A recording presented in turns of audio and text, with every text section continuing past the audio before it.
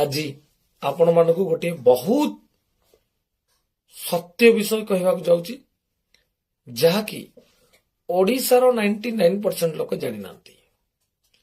ଯୋଉ ବିଷୟରେ ମୁଁ କିଛି ଦିନ ତଳେ ଭିଡିଓ ମାଧ୍ୟମରେ ସେ ଦୁଇଟି ମହାଜ୍ଞାନୀ ମାନଙ୍କୁ ପଚାରିଥିଲି, ଗୋଟେ ପ୍ରଶ୍ନ ପଚାରିଥିଲି। ସେ ଦୁଇଟି ମହାଜ୍ଞାନୀ ହେଲେ, ଏକ ଟପି ଟକ୍, ଦୁଇ ହେଲେ ସୋସିଆଲ ଟକ୍। ଏ ଦୁଇ ଜଣ ଟକ୍ ଟକ୍ ଏମାନଙ୍କୁ ମୁଁ ପଚାରିଥିଲି, ସେଫ୍ଟି ପିନ୍ଠୁ ଧରିକି ଏରୋପ୍ଲେନ ପର୍ଯ୍ୟନ୍ତ କୋଉ ସନାତନୀ ତିଆରି କରିଛି ମତେ ଟିକେ କହିଦିଅନ୍ତୁ। ସେମାନେ ଆଜି ଯାଏ ତାଙ୍କର ଉତ୍ତର ଦେଇନାହାନ୍ତି, ଦେଇ ବି ପାରିବେ ନାହିଁ। କାହିଁକି ଜାଣିଛନ୍ତି?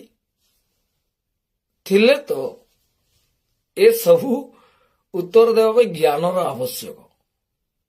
ଜ୍ଞାନ ଥିଲେ ହିଁ ଏସବୁ ଦେଇ ହୁଏ। ତ ଆସନ୍ତୁ ଜାଣିବା, ଆଜି ଖ୍ରୀଷ୍ଟିଆନ ମାନଙ୍କୁ ଓଡ଼ିଶାରେ ନିନ୍ଦା ତାଡ଼ନା କରାଯାଉଛି। ଓଡ଼ିଶାରେ ସେମାନଙ୍କୁ ମାରୁଛନ୍ତି, ଓଡ଼ିଶାରେ ନିନ୍ଦା କରୁଛନ୍ତି, ଓଡ଼ିଶାରେ ଅନେକ ପ୍ରକାର ସେମାନଙ୍କ ପ୍ରତି ଦୁର୍ବ୍ୟବହାର କରାଯାଉଛି, ସେମାନଙ୍କୁ ତାଡ଼ିତ କରାଯାଉଛି, ବିତାଡ଼ିତ କରାଯାଉଛି। ତ ସେଇ ଖ୍ରୀଷ୍ଟିଆନ ମାନେ ଆଜି ଏ ଦୁଇଟି ଟକ୍ ଟକ୍, ଟପି ଟକ୍, ସୋସିଆଲ ଟକ୍, ଏ ଦୁଇ ଜଣଙ୍କୁ ସେଇ ଖ୍ରୀଷ୍ଟିଆନ ମାନେ କଣ କଣ ଦେଇଛନ୍ତି, ଆସନ୍ତୁ ଆମେ ଜାଣିବା।